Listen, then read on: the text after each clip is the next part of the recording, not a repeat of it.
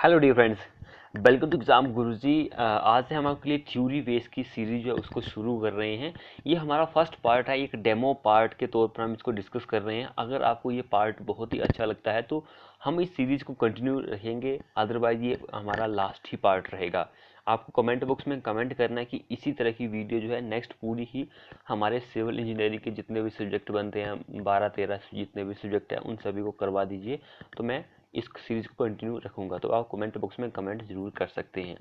तो देखिए, हमारा जो सबसे पहले फर्स्ट पॉइंट है स्टोन। स्टोन क्या होता है? The stone are derived from rocks. Rock से हम स्टोन को प्राप्त करते हैं।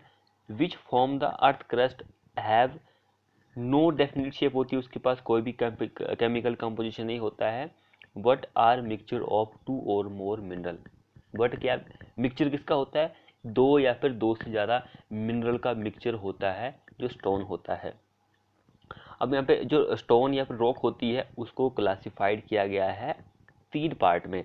एक तो जियोलॉजिकल पार्ट होता है, दूसरा फिजिकल होता है, तीसरा केमिकल पार्ट होता है। ये 3 पार्ट जो है बहुत ही इंपॉर्टेंट है, क्योंकि रॉक से जब भी आपको बिल्डिंग मटेरियल से क्वेश्चन देखने को मिलता है तो इन तीनों से ही क्वेश्चन आपको देखने को मिलता है। तो भाई, जिसने अभी तक चैनल को सब्सक्राइब नहीं किया है वो कर लीजिए और साथ में बेल आइकन को प्रेस भी कर लीजिए। तो यहाँ पे बारी बारी से हम सारे ही पॉइंट यहाँ पे डिस्कस कर लेते हैं कि भाई, सबसे पहले हमारे पास यहाँ पे दिया गया है जियोलॉजिकल क्लासिफिकेशन। जो है जियोलॉजिकल क्लासिफिकेशन जो है उसको 3 कैटेगरी में डिवाइड किया गया है। जो फर्स्ट कैटेगरी बनती है वो इग्निसिस रॉक बनती है। अब इग्निसिस रॉक की यहाँ पे डेफिनेशन दी गई है, इसके आपको एग्जाम्पल भी पता होने जरूरी है। तो देखिए, igneous rock are form due to solidification of molten mass lying below और अबव द अर्थ सरफेस। भाई, आपको जो अर्थ के नीचे या फिर ऊपर भी देखने को मिल सकते हैं। It has a crystalline glossy और फ्यूज्ड टेक्सचर। इसके पास क्या होता है? क्रिस्टलाइन ग्लोसी एंड फ्यूज्ड इसके पास टेक्सचर होता है। अब इसके हम एग्जांपल की बात करते हैं। बासोल्ट हो गया, ट्रैप हो गया, ये इसके एग्जांपल होते हैं। ग्रेनाइट, इसके 3 एग्जांपल होते हैं। ये मेनली एग्जाम में क्वेश्चन इनको लेकर ही पूछा जाता है कि भाई, इग्निस रॉक के एग्जांपल जो होते हैं वो होता है ग्रेनाइट होता है, ट्रैप होता है, बासोल्ट होता है। तो ये इसके 3 एग्जांपल होते हैं। नेक्स्ट क्लासिफिकेशन की अगर हम यहाँ पे बात करते हैं तो वो होती है सेडिमेंट्री रॉक्स। सेडिमेंट्री रॉक्स जो होती है ये वेरी इंपॉर्टेंट है, यहाँ से भी एग्जाम में क्वेश्चन पूछा जाता है। तो sedimentary rocks are form due to gradual deposition of material like sand, clay.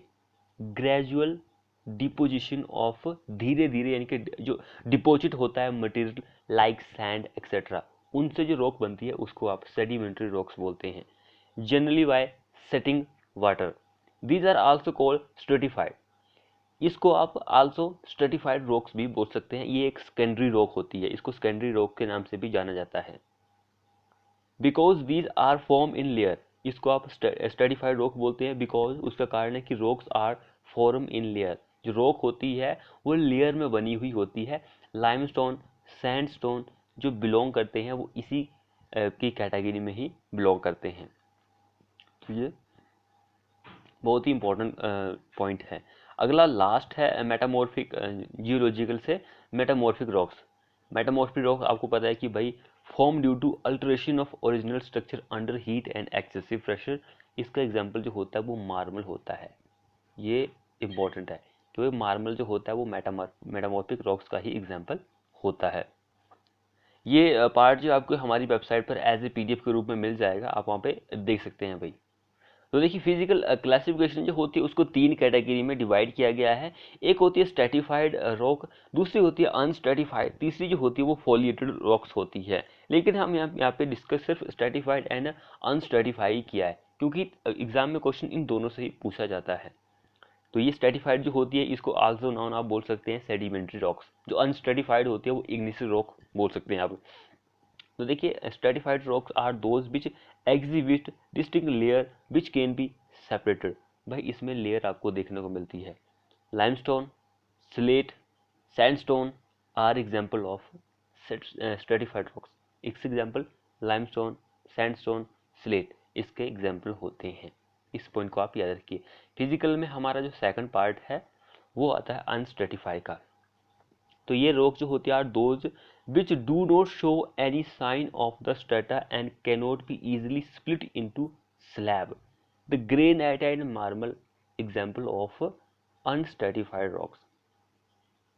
तो ये भी इंपॉर्टेंट है एग्जाम के पॉइंट ऑफ, यहाँ पर ये दोनों इंपॉर्टेंट है क्योंकि एग्जाम में क्वेश्चन जो है यहाँ से पूछा जाता है कि भाई ग्रेनाइट इज ए, आपको ऑप्शन दे देगा सेडिमेंट्री रॉक, अनस्ट्रेटिफाइड, स्ट्रेटिफाइड या फिर मेटामॉर्फिक। तो क्या आपको पता होगा तब आप क्वेश्चन को सॉल्व कर सकते हैं।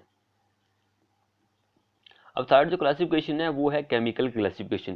केमिकल क्लासिफिकेशन में भी 3 ही कैटेगरी में डिवाइड किया गया है। जितनी भी ये क्लासिफिकेशन है, चाहे जियोलॉजिकल हो, चाहे फिजिकल हो, चाहे केमिकल हो, इनके 3 ही पार्ट हैं। आप इसको याद रखिए, 3 ही पार्ट है। अब केमिकल में देखिए यहाँ पे एक सिलिसिस होता है। सिलिसिस जो होता है इसका जो मेन कॉन्स्टिट्यूंट होता है वो सिलिका और सैंड होता है। सिलिका एंड सैंड इसका मेन कॉन्स्टिट्यूएंट होता है। अब इसके एग्जाम्पल जो होते हैं ये इंपॉर्टेंट है, ग्रेनाइट, क्वार्टरसाइट, जनीज इसके एग्जाम्पल होते हैं। उसी तरह से आर्गिलेसिस हो, यहाँ पर मैंने आपको कई बार ट्रिक बताई हो कि भाई S for siliceous, S for silica, S for sand, ये एक ट्रिक बन जाती है इसके कॉन्स्टिट्यूएंट की। बाकी ये तो आपको याद करने पड़ेंगे इसके एग्जाम्पल जो होते हैं। उसके बाद यहाँ पे आर्गिलेसिस रॉक की अगर आप बात करेंगे तो A for argillaceous, A for alumina and clay, alumina, A for argillaceous, A for alumina, ये इसका कॉन्स्टिट्यूएंट हो गया। इसके एग्जाम्पल जो होते हैं स्लेट हो गया, लैटराइट हो गया, केओलिनाइट हो गया, तो ये इसके एग्जाम्पल होते हैं। उसी तरह से कैलकेरिस की अगर आप बात करेंगे तो इस C for calcareous and C for calcium carbonate इसका मेन कॉन्स्टिट्यूएंट होता है। यहाँ पर उसे टाइम नहीं होना था, लाइम होना था, कंटेन लाइम या फिर कैल्शियम कार्बोनेट, तो ये चीज़ आप याद रखिए। अब इसके एग्जांपल की अगर आप बात करेंगे लाइमस्टोन, मार्बल, यहाँ पर ही देख सकते हो lime, contain Lyme's, limestone, marble, यहाँ से आप इस क्वेश्चन को सॉल्व कर सकते हैं। तो ये इंपॉर्टेंट जो क्लासिफिकेशन थी वो ख़त्म होती है यहाँ पर। अब यहाँ पे मोस्ट इम्पॉर्टेंट जो रॉक्स हैं जिनको लेकर एग्जाम में क्वेश्चन पूछा जाता है, क्योंकि आपको पता है कि भाई यहाँ से क्वेश्चन हमारा एग्जाम में बनने के चांसेस होते हैं, तो ये चीज़ जो होती है इंपॉर्टेंट रॉक्स, इनके बारे में आपको थोड़ा बहुत नॉलेज जो है वो होना जरूरी है। अब सबसे पहले देखिए हमने एक कैटेगरी में रखा है ग्रेनाइट को।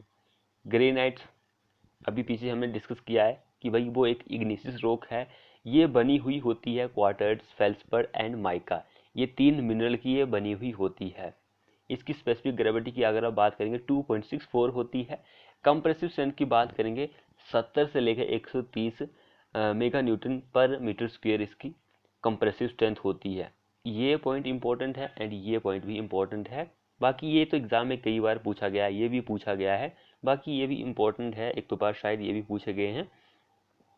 उसके बाद और भी इसके पॉइंट्स हैं, ये उतने इंपॉर्टेंट नहीं है, लेकिन यहाँ ये पॉइंट जो है इंपॉर्टेंट है।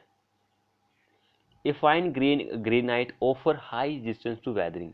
ग्रेनाइट जो होता है भाई, इसमें आपको वेदर रेजिस्ट करने की कैपेसिटी जो होती है बहुत ही ज़्यादा देखने को मिलती है। And it can be easily polish, इस पर इजीली पॉलिश किया जा सकता है और इस पर काम भी इजी तरीके से आप कर सकते हैं। इसको आप बाहर बिल्डिंग की जो फेसिंग होती है वहाँ पर यूज़ कर सकते हैं, अंदर के लिए नहीं बाहर के लिए भी आप इसको डेकोरेशन पर्पज़ के लिए भी यूज़ कर सकते हैं। उसके बाद स्लेट की अगर आप बात करेंगे, यहाँ पर ये आर्गिलेसिस रॉक होती है, अभी पीछे हमने पढ़ा आर्गिलेसिस है तो A for argillaceous, A for alumina, mainly compose of alumina mix with sand और carbonate of lime, specific gravity 2.8। Most of जो रॉक्स होती है उसकी स्पेसिफिक ग्रेविटी 2.6 से ही स्टार्ट होती है, 2.8। कंप्रेसिव स्ट्रेंथ जो होती है 60 से 70 होती है। कलर वगैरह तो उतना इंपॉर्टेंट नहीं है। ए गुड स्लेट जो होता है हार्ड होता है, टफ होता है, फाइन ग्रेन होता है and suitable for cistern, cistern के लिए मोस्ट सूटेबल होता है ये। सो स्लेट जो होता है in the form of tile, tile की फॉर्म में होता है and use for excellent roof covering material के रूप में आप इसको यूज कर सकते हैं, रूफ कवरिंग के रूप में आप इसको यूज कर सकते हैं। उसके बाद नेक्स्ट केस देखिए नीज, नीज जो होता है एक सिलिसिस रॉक होता है, किसका बना हुआ होता है, क्वार्टर फेल्स पर, वर्कड देन ग्रेनाइट, ये ग्रेनाइट से अच्छा होता है and good material for street paving के लिए, स्ट्रीट की जो पेवर होता है उसके लिए बहुत ही अच्छा होता है ये। सैंडस्टोन के बारे में देखते हैं हम। सैंडस्टोन तो सेडिमेंट्री रॉक्स है ऑफ सिलिसिस वैरायटी की, किसका बना होता है, क्वार्टर स्लाइम सिलिका का बना होता है। स्पेसिफिक ग्रेविटी 2.65 से 2.95 होती है। कंप्रेसिव स्ट्रेंथ 35 से 40 होती है। कलर इंपॉर्टेंट नहीं है, लेकिन ये स्ट्रॉन्ग एंड ड्यूरेबल होता है, ये पता है। And suitable for ashlar work, moulding, carving works, इन सभी के लिए सूटेबल होता है। लाइमस्टोन की अगर हम यहाँ पे बात करेंगे, इस वीडियो में हमने बहुत सारे चैप्टर जो टॉपिक जो है उसको कवर किया है, जैसे कि रॉक्स हो गई। रॉक्स के बाद हमारे पास आता है लाइम, आता है लाइम, आपको पता है कि वहाँ से बहुत ही क्वेश्चन जो है पूछे जाते हैं। ब्रिक्स जो है वहाँ से क्वेश्चन पूछे जाते हैं, वो कवर किया है। सीमेंट जो होता है ये कवर किए है। 4 टॉपिक हमने इस वीडियो में ऐसे ही आपको रिविजन के लिए कवर किए हैं। तो ये वीडियो बहुत ही इंपॉर्टेंट है। अगर आपको ऐसी वीडियो चाहिए तो कमेंट बॉक्स में कमेंट जरूर कर सकते हैं आप। तो देखिए लाइमस्टोन क्या होता है, सेडिमेंट्री रॉक्स होती है कैलकेरियस वैरायटी की। जो सैंडस्टोन क्या था वो सिलिसिस की वैरायटी थी। स्पेसिफिक ग्रेविटी 2.6 होती है। ये कलर उतना इंपॉर्टेंट नहीं है। Large quantity in blast furnace में आप इसको यूज कर सकते हैं। एंड स्टोन मेसनरी वॉल्स के लिए आप इसको यूज कर सकते हैं। मार्बल देखिए, मार्बल जो होता है मेटामॉर्फिक रॉक्स होती है कैलकेरियस वैरायटी की। स्पेसिफिक ग्रेविटी 2.7 होती है। Hard take fine polish, use for carving and decorative purpose के लिए आप इसको मार्बल को यूज कर सकते हैं। मार्बल आपको पता है ताजमहल में कितना मार्बल लगा है, डेकोरेशन के लिए आप इसको यूज कर सकते हैं। कंकड़ जो होता है एक इम्प्योर लाइमस्टोन होता है, इम्प्योर अशुद्ध लाइमस्टोन होता है, जिसके पास क्या होता है 30% एल्यूमिना एंड सिलिका 30% होता है। हार्ड कंकड़ is use for foundation of building के लिए। हार्ड कंकड़ जो होता है फाउंडेशन बिल्डिंग के लिए आप इसको यूज कर सकते हैं। नेक्स्ट वन देखिए, laterite. It is sandy claystone containing high percentage of iron oxide. It has porous and cellular structure. Specific gravity कितनी होती है 2.2 से 2.2 होती है। Laterite block are suitable for building stone के लिए, बिल्डिंग स्टोन के लिए आप इसको यूज कर सकते हैं। लास्ट वन जो इम्पोर्टेंट प्रॉपर्टीज रॉक्स है वो है क्वार्टरजाइट। क्वार्टरजाइट जो होती है एक सिलिसिस सैंडस्टोन होता है बीच, क्योंकि ये सैंडस्टोन से ही बना हुआ होता है। स्ट्रक्चर टू मेटामॉर्फिक एक्शन जब इस पर लगता है सैंडस्टोन पर तो ये क्वार्टरजाइट बन जाती है। स्ट्रॉन्ग एंड ड्यूरेबल होता है। इसको रोड मेटल के रूप में या फिर रेलवे ब्लास्ट के रूप में या फिर कंक्रीट में आप इसको यूज कर सकते हैं। 3 के लिए आप यूज कर सकते हैं। रोड मेटल के रूप में आप इसको यूज कर सकते हैं, रेलवे ब्लास्ट की तरह यूज कर सकते हैं, कंक्रीट की तरह आप इसको यूज कर सकते हैं। तो ये रॉक्स के जितने भी मोस्ट एक्सपेक्टेड पॉइंट्स थे वो हमने यहाँ पे कवर किए हैं। उसके बाद हमारा जो नेक्स्ट पॉइंट शुरू होता है वो ब्रिक्स से होता है। ब्रिक्स तो सभी को पता है कि भाई आप इसको इंजीनियरिंग बिल्डिंग कंस्ट्रक्शन में बहुत ही मोस्ट इम्पॉर्टेंट कॉमन जो मटेरियल होता है वो ब्रिक्स ही होती है, जिसको आप जिस कॉलम की कंस्ट्रक्शन करनी है, वॉल्स की, पेविंग फ्लोर्स की या फिर रूफ्स की, तो इन सभी के लिए ब्रिक्स जो होती है वो यूज़ की जाती है। जो अच्छी ब्रिक्स होती है उसके पास 20 से 30% एल्मीना होता है, 50 से 60% सिलिका होता है। अदर इंग्रेडिएंट्स भी होते हैं लेकिन वो इतने इंपॉर्टेंट नहीं है, क्योंकि इन दोनों से ही आपका क्वेश्चन जो है पूछा जाता है कि भाई इनका परसेंटेज जो होता है वो कितना होता है। अब मोस्ट इंपॉर्टेंट चीज़ आती है कि भाई एल्मीना अगर ज़्यादा हो जाता है हमारी ब्रिक्स बनाने की मिट्टी में तो क्या होता है, तो क्रैक एंड बार्प ऑन ड्राइंग, जब आप उसको सुखाएंगे तो उसमें क्रैक देखने को मिलेंगे एंड बार्प देखने को मिलेंगे। सिलिका, सिलिका ज़्यादा हो जाएगा तो क्या होगा, तो ब्रिकल जो हमारी ब्रिक होती है वो ब्रिटल एंड वीक हो जाती है, सिलिका ज़्यादा हो जाएगा। उसी तरह से लाइम ज़्यादा हो जाएगा तो क्या होता है कि भाई ब्रिक जो होती है वो मेल्ट हो जाती है एंड डिस्टोर्ड ड्यूरिंग बर्निंग। मेल्ट पिघल जाएगी भाई, डिस्टोर हो जाएगी ड्यूरिंग बर्निंग, जब उसको जलाएंगे तो।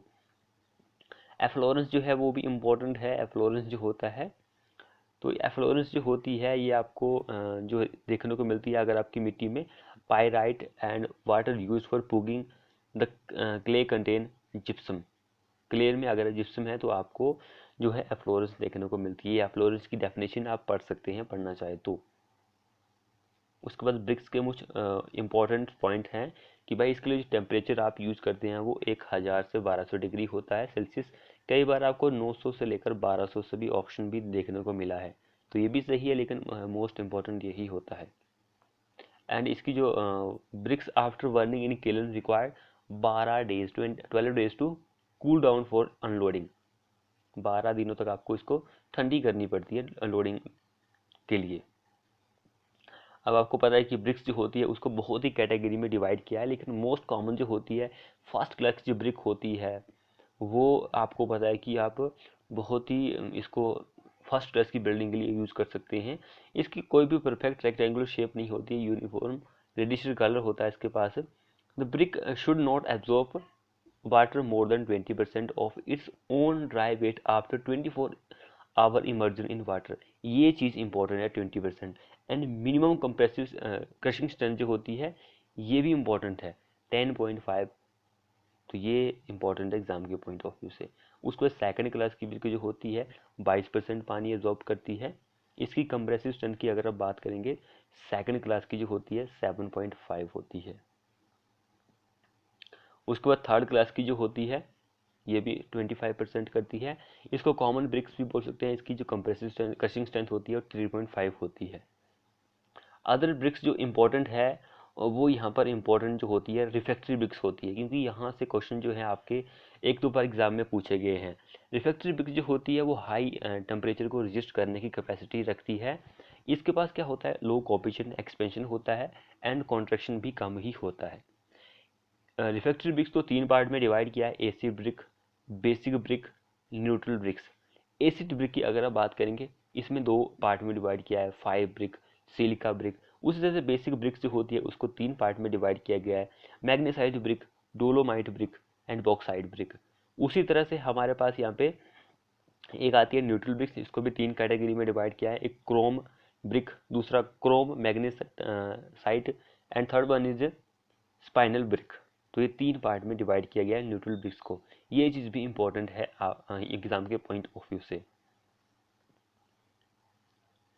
इंपॉर्टेंट पॉइंट्स जो होते हैं ब्रिक्स से, जैसे कि उसका स्टैंडर्ड साइज जो होता है वो 19x9 होगा, यहाँ पे सॉरी 4 नहीं होता है, 9 ही होता है, 9 सेंटीमीटर होता है।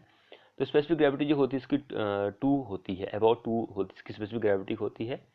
1 क्यूबिक मीटर के लिए 500 नंबर ऑफ ब्रिक्स लगती है। यहाँ पे स्टैंडर्ड साइज बोला गया था। अगर आप मोटार विद मोटार की बात करते हैं तो 1 सेंटीमीटर जो होता है वो बढ़ जाता है। इनके 20x10 सेंटीमीटर विद मोटार उसका रेशियो हो जाता है, लेंथ हो डिमेंशन हो जाती है। उस पर मोस्ट इम्पॉर्टेंट जो है लाइम्स, आपको पता है कि लाइम जो है बहुत ही इंपॉर्टेंट है, यहाँ से क्वेश्चन जो है पूछे जाते ही जाते हैं। अब लाइम क्या होता है, lime is a calcium oxide. Lime एक कैल्शियम ऑक्साइड है जिसको आप ऑब्टेन कर सकते हैं by calcination of lime kankars and other calcareous substances, तब जाकर आपको लाइम मिलता है। अब यहाँ पे मेन जो इंपॉर्टेंट चीज आती है लाइम से वो ये है, it is used as matrix. Matrix की तरह आप इसको यूज कर सकते हैं मैट्रिक के जैसे, किसके लिए, कंक्रीट के लिए, for plastering walls, ceiling etcetera के लिए। एंड जो लाइम होता है अगर आपको एग्रीकल्चर पर्पज में आप यूज कर सकते हैं तो सॉइल जो होता है वो इम्प्रूव करने के लिए आप लाइम यूज कर सकते हैं। And in the production of glass के लिए भी आपको लाइम यूज कर सकते हैं। लाइम जो होता है फ्लक्स की तरह आप यूज करते हैं इसको। सो लाइम जो होता है मैन्युफैक्चरिंग ऑफ स्टील जो होता है उसमें फ्लक्स की तरह आप यूज कर सकते हैं। एंड मैन्युफैक्चर ऑफ पेंट, इसमें भी फ्लक्स की तरह आप लाइम को यूज कर सकते हैं। उसके बाद जो लाइम अवेलेबल होते हैं वो यहाँ पे देखिए, जैसे कि क्विक लाइम होता है, इसको आप ऑब्टेन कर सकते हैं after the calcination of pure limestone. Pure lime जो होता है उसको आप जब कैल्सिनेशन करेंगे तो आपको लाइम देखने को मिलता है, क्विक लाइम मिलता है। उस पर स्लैकर लाइम जो होता है, it is the lime form by the absorption of water by quick lime. तो ये भी उतना इम्पोर्टेंट है। The process of chemical composition of quick lime with required quantity of water is known as slaking. Slaking जो होती है उसमें lime में अगर आप पानी डालेंगे तो आपको स्लैकिंग प्रोसेस देखने को मिलती है। फैट लाइम जो होता है इसके बहुत ही ज़्यादा नाम है क्योंकि ये बहुत ही ज़्यादा इंपॉर्टेंट है। जैसे कि इसको रिच लाइम भी आप इसको बोल सकते हैं, वाइट लाइम भी आप इसको बोल सकते हैं, क्योंकि ये प्लास्टरिंग के लिए आप इसको यूज़ कर सकते हैं।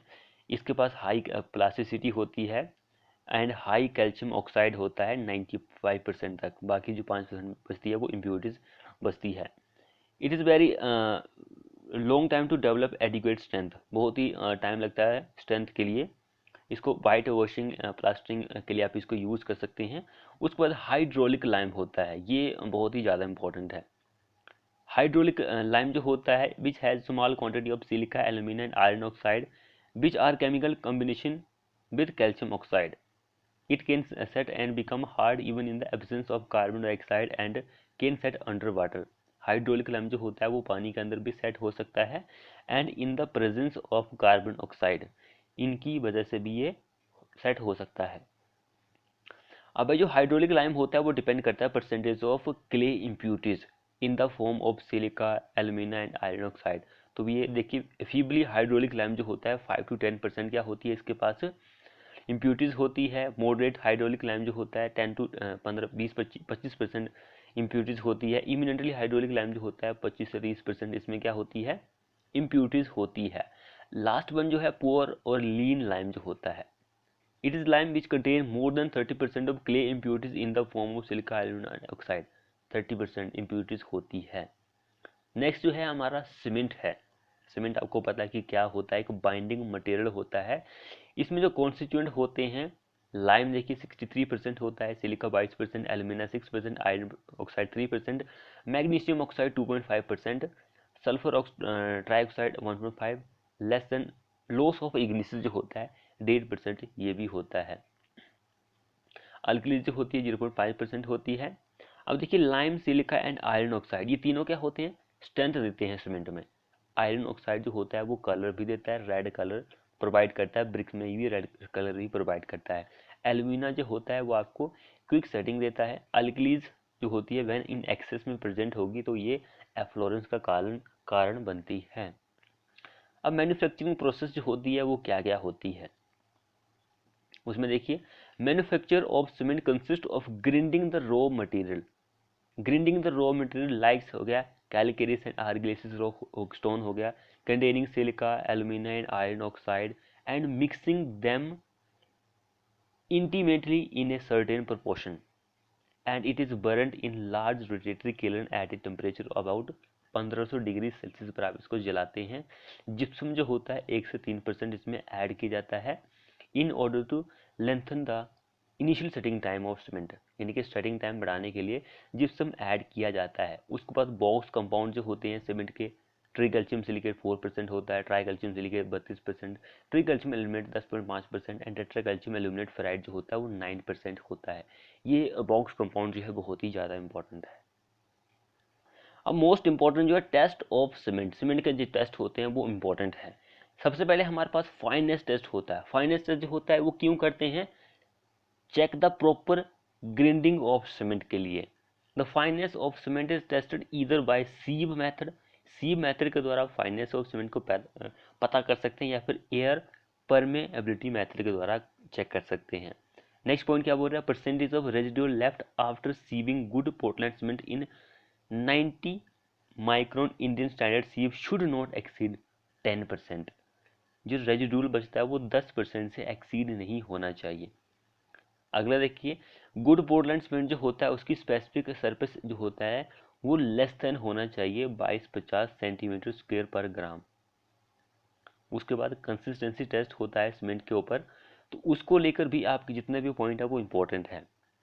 ये टेस्ट आप करते हैं ताकि आप परसेंटेज ऑफ वाटर जो कि रिक्वायर्ड होता है for preparing cement paste of standard consistency के लिए। कंसिस्टेंसी टेस्ट जो होता है perform with the help of Vicat operators which determine the initial and final setting and normal consistency of cement। Initial setting time, final setting time या normal consistency जो होती है उसके लिए ये टेस्ट किया जाता है। इनिशियल सेटिंग टाइम जो होती है वो 30 मिनट से कम नहीं होना चाहिए, फाइनल जो होती है वो 10 आवर होना, should not be more than 10 घंटे से ज़्यादा नहीं होना चाहिए, एंड नॉर्मल कंसिस्टेंसी जो होती है वो 25% होती है। नेक्स्ट देखिए, साउंडनेस टेस्ट होता है is carried out to determine the presence of uncombined lime and magnesia in cement which cause the expansion of cement। The soundness of cement is tested with the Lee Chatelet apparatus। Expansion जो होता है वो should not exceed 10%, 10 mm for any type of Portland cement। ये भी test important है। ये सारे point जितने भी है, उसको टेंजाइल टेस्ट देखिए। टेंजाइल टेस्ट जो होता है कैरिड आउट टू स्टैंडर्ड ब्रिटिक से आप इसको कर सकते हैं। Good Portland cement and standard sand mortar to determine the tensile strength of cement। उसके लिए एवरेज टेंजाइल स्ट्रेंथ जो होती है आफ्टर 3 डेज के लिए 2.2 न्यूटन पर एम स्क्वायर होती है, 7 डेज के लिए 2.5 न्यूटन पर एम स्क्वायर होती है। रेशियो जो आप इसके लिए यूज करते हैं टेंजाइल स्ट्रेंथ के लिए वो 1:3 होता है सीमेंट एंड मोटार सैंड का। उसके बाद जो कंप्रेसिव स्ट्रेंथ टेस्ट होता है स्टैंडर्ड क्यूब से आप कर सकते हैं इसको। उसके लिए एवरेज कंप्रेसिव स्ट्रेंथ जो होती है 3 cube should not be less than 3 दिनों के लिए 11.5, 7 दिनों के लिए 17.5। तो फ्रेंड्स ये थे हमारे most first part of building material, ये डेमो पार्ट था। अगर आपको हमारा ये पार्ट अच्छा लगा है तो आप कमेंट बॉक्स में कम से कम 20 स्टूडेंट के कमेंट आने चाहिए, तब जाकर हम जो नेक्स्ट पार्ट है आपके लिए उस पार्ट को बनाएंगे। क्योंकि ये पार्ट जो है आपके रिवीजन के लिए है, ये जितना भी निचोड़ हम आपके लिए लेके आए थे वैसे यहाँ पे उतने तो हमने लेके नहीं आ सके आप सभी के लिए, लेकिन अगर आप कमेंट करते हैं 20-25 तो हो सकता है कि हम आपको इससे भी ज़्यादा डिटेल में प्रोवाइड करने की कोशिश करेंगे, ताकि आपकी रिवीजन जो है वो बहुत ही जल्दी हो सके और आप मॉक टेस्ट लगाकर अपनी प्रिपरेशन जो है उसको और भी बेहतर कर सकें। तो फ्रेंड्स मिलते हैं ऐसे ही नेक्स्ट वीडियो में।